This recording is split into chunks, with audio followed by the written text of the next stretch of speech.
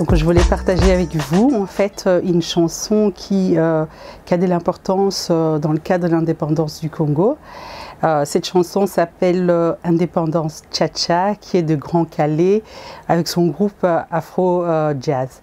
Donc en fait cette chanson c'est vraiment l'hymne à l'émancipation du Congo, mais qui va devenir aussi une chanson pour tous les pays africains, particulièrement les pays francophones, qui vraiment aspirent à accéder à l'indépendance.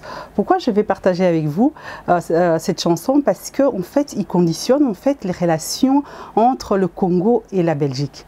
Je vais arriver un peu dans le détail de ces relations qui sont à la fois complexes, particulières, douloureuses parfois, tendre, parce que l'histoire entre la Belgique et le Congo, c'est vraiment une histoire qui est à la fois très très riche, mais aussi très douloureuse.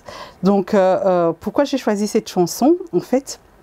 Parce que lors de la proclamation de l'indépendance, on voit à travers les paroles de la chanson, mais aussi les images qui passent, des liesses populaires, l'enthousiasme, l'espoir de tout un peuple, mais aussi des politiques congolais par rapport à l'histoire qui vient de l'indépendance du Congo.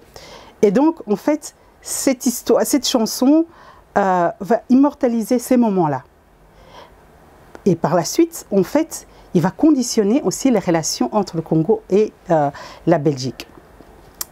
Et lors de la proclamation aussi, on peut voir à travers cette chanson les relations déjà tendues.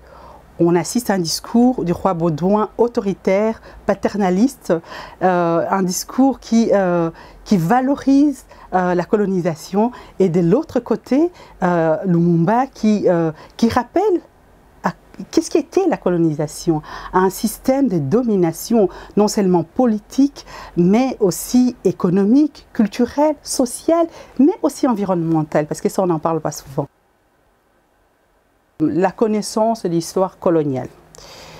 Cette histoire est mal connue du grand public, bien qu'il y a pas mal de recherches sur l'histoire coloniale, mais le grand public méconnaît cette histoire. Et je pense, à travers cette chanson-là, on peut déjà avoir une espèce de suite logique, de dire on ne connaît pas suffisamment ce qui s'est passé, c'est quoi les régimes coloniaux, on ne connaît pas suffisamment. Et donc je pense qu'il est temps aujourd'hui, au sein de notre société, de connaître un peu mieux cette histoire coloniale, de pouvoir l'enseigner dans nos écoles, pouvoir partager cette histoire, bien qu'elle soit douloureuse, je pense que c'est nécessaire de pouvoir la connaître.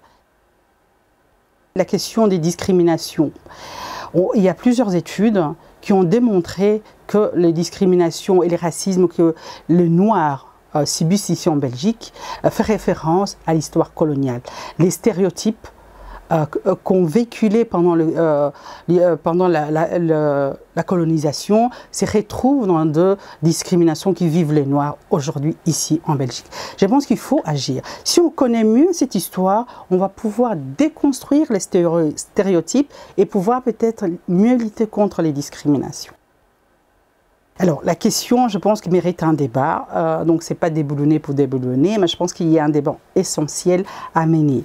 Dans l'espace public, bruxellois par exemple, où il y a une diversité très forte et qu'on assiste aujourd'hui, dans cet espace, à des statues à la gloire, pas du roi Léopold II bâtisseur, mais du roi Léopold II colonisateur. Je pense que ce n'est plus possible. Ce n'est plus possible au stade actuel de la diversité de notre espace public.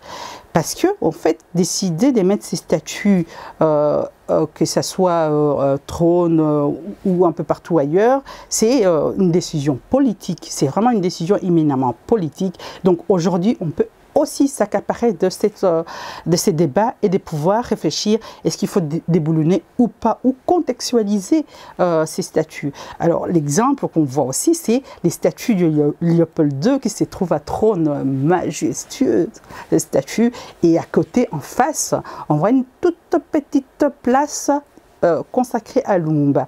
Je trouve que ça ne va pas dans un espace public partagé.